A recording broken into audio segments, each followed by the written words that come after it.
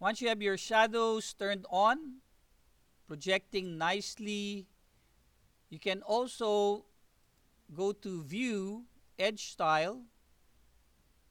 Let's turn on edges for now. Notice that you do have your edges turned on. In my case, some of the lines are really thick. So I'd like to maybe change that a little bit by going to Styles. And then you have here Edge Settings. So I have edges turned on. And notice that I don't have an edge here, especially where there's a round surface. So I can turn on profiles to get those lines showing. And I can change the amount or thickness of those lines by changing the value here. So let's just say for profiles, I'm going to change it to 1. Okay. And then for depth Q, maybe I'll change that to 1 as well. And notice that when I change that to a value of 1, I get a nice thinner line. It's like a line weight in AutoCAD. So profiles.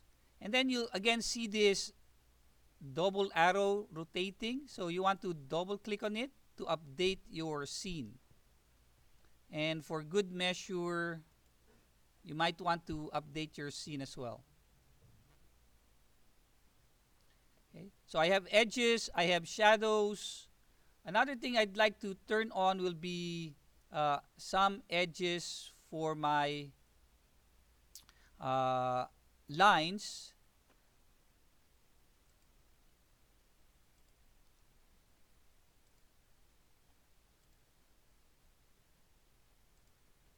Which I can get here. So I'll choose select, and then I will select, let's say, sketchy edges.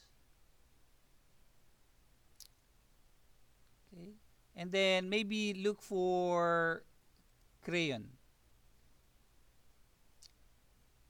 So I'd like this particular style of line, especially to add some jittery effect to the Photoshop drawing. So that's sketchy edges.